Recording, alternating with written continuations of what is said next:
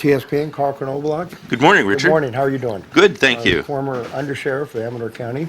A long time ago. Yep. But now you have a new, I hate to call it a career, but it is kind of a career. You're the president. It approaches that sometimes, yeah. Preston Castle Foundation. Right. But you're also here to talk about the IBCA, the Business Association I own, and the event they're having same day as the Preston Castle Old Time Country Christmas. I have to get used to that. New. It used to be the Dickens Fair. Yes, and this year we've changed it to the Old Time Country Christmas theme. So, right. So speaking of that, let's quickly. This is a photo that that is new. It's a new photo, recently rediscovered, if you will, that the castle had. We had pictures of the castle back in the teens with like an old Model A sitting in front of it, but you can tell by the cars in this picture that this is somewhere probably give or take the 1940s, an era where we didn't have any pictures of the castle in that particular time period. Great. So with that, Preston Castle is going to have a lot of events on the 14th and the 15th. Correct? Yes, both days, Saturday and Sunday. So tell us about that. What's going on the 14th? Well, on the 14th, we'll have vendors. We're going to have over 40 vendors doing crafts, Christmas gifts, food, baked goods, etc. up at the castle. Right.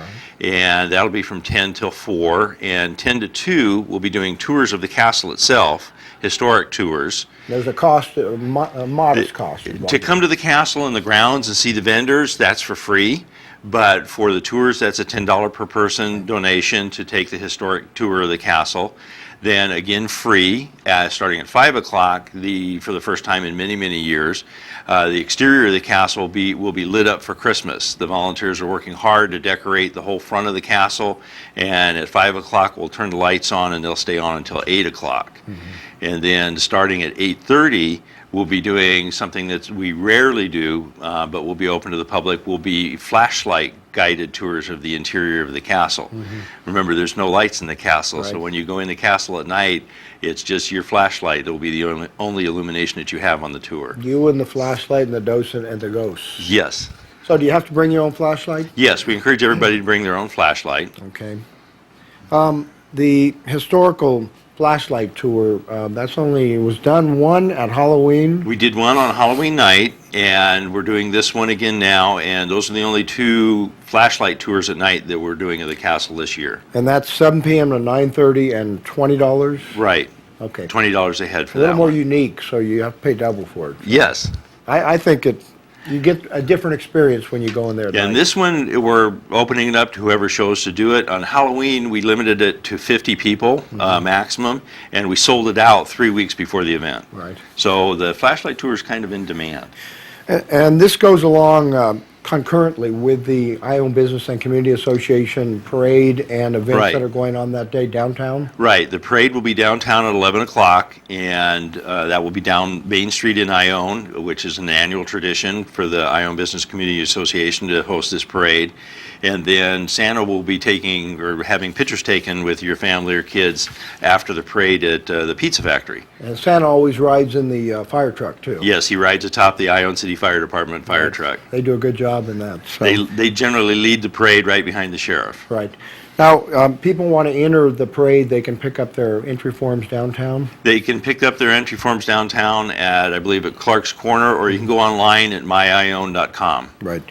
So that should be a great event. Again, I know we're still decorating down in Ione and trying to get it to look good for that. Yes.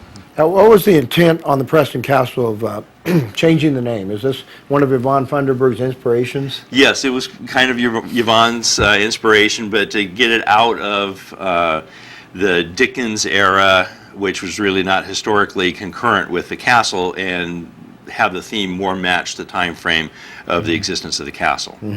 Let's pull up this the poster that we have made up for the event, but if you can come around to the side, this is pretty interesting. If you could explain the picture there. Well, it's a close-up of a Christmas tree with a Christmas ornament on it, and it's a reflection of an actual ward at Preston Castle that's captured from a historic photo in the museum, and they imposed that, so to speak, on that, like a reflection on that Christmas ornament. He looks like a little darling. How could he have been a ward?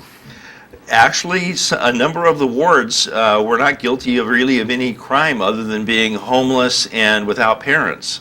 So they were, in the early days, it was not only youths who had committed crimes, it was youths who had no home or no parents, and so they were sent to Preston Castle as a place to live. Let's talk about the tours themselves. When they happen, there's an educational component there of Right. what the castle was and the facility and the whole intent behind it? Yes, the tour starts out with about a 13-minute video segment that goes over the history, shows a lot of the pictures and photos from back in the day during the construction, et cetera.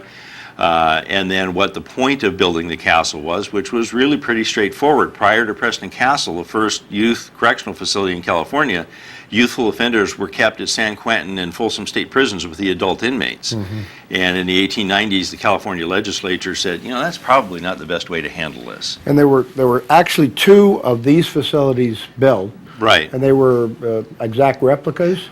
I have pictures of the one that was in Whittier, California, which no longer exists, and it's very similar in design and architecture, but not exactly the same.